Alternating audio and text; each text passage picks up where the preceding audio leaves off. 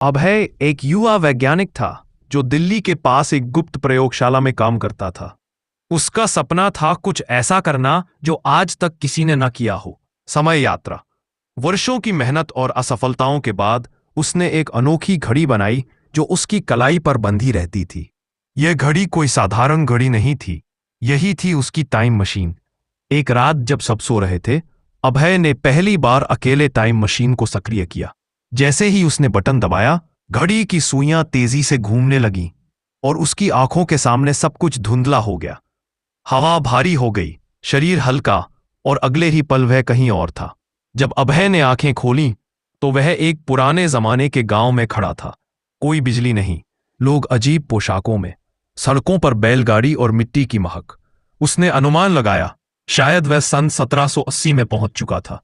गांव का माहौल अजीब था, हर कोई चुप था, जैसे किसी डर में जी रहा हो। लोग उसे घूरते तो थे, लेकिन कोई बात नहीं करता था। तभी एक बूढ़ी औरत ने उसे देखा और बुदबुदाई, फिर आ गया। हर 100 साल में एक शापित यात्री आता है और फिर खून की बारिश होती है।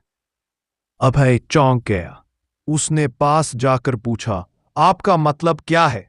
बूढ़ी औरत ने कांपती आवाज में कहा, जो समय के साथ खिलवाड़ करता है वो काल भक्ष को जगा देता है।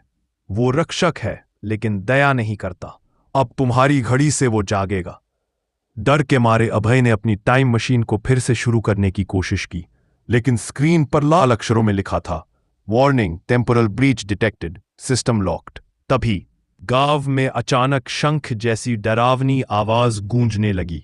आसमान में काले बादल घिर आए, हवाएं तेज हो गई और जमीन में दरारें पड़ने लगी। गांव के मंदिर के पास से एक धुएं जैसी काली छाया निकली।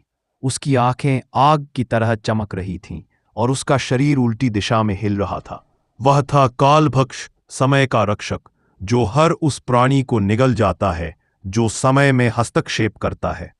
अभय जान बचाकर भागने लगा, लेकिन वह छाया उसका पीछा कर रही थी, तेज, खामोश और अजय। भागते भागते अभय एक अंधेरी गुफा में घुस गया। वहां दीवारों पर अजीब चिन्ह और शिलालेख थे। एक शिलालेख में लिखा था, जो स्वयं को समय से मिटा दे वही जीवित रह पाता है। अपने पाप को नष्ट कर दो। अब अभय को समझ आ गया, उसे अपनी टाइम मशीन को नष्ट करना होगा।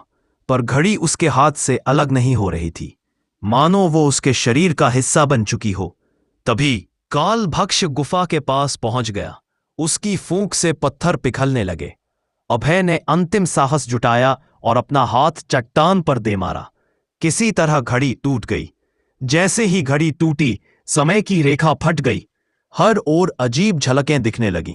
किसी युग के सम्राट, भविष्य के रोबोट, जलते ग्रह, उल्कापिंड, सब कुछ एक साथ सामने था। यह समय का टूटना था। अभय की चेतना डूब गई। जब उसकी आंख खुली, वह खुद को एक मानसिक अस्पताल में पाया। एक डॉक्टर उसके पास आकर बोला, यह तीसरी बार है जब आपने कहा कि आप समय यात्रा कर चुके हैं।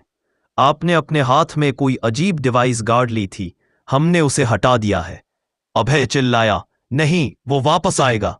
कालभक्ष, मैं पागल नहीं हूं। डॉक्टर ने उसे दवा दी और कमरे से चला गया। पर जैसे ही दरवाजा बंद हुआ, अभय की परछाई धीरे धीरे उससे अलग हो गई और डरावनी हंसी में बदल गई। उस रात अस्पताल की बिजली चली गई। सुरक्षा कैमरों में रिकॉर्ड हुआ, अभय का शरीर हवा में ऊपर उठा और दीवार पर एक घड़ी का जलता हुआ निशान बन गया। सुबह तक कमरा खाली था, अभय भी नहीं था, न उसकी घड़ी। दीवार पर केवल एक वाक्य लिखा था, मैंने समय को नहीं हराया, मैंने खुद को खो दिया। अगर इस कहानी ने आपको डरा दिया या पसंद आई तो एक लाइक जरूर ठोकिए और सब्सक्राइब करके हमारे साथ जुड़ जाइए ऐसी ही और डरावनी कहानियों के लिए।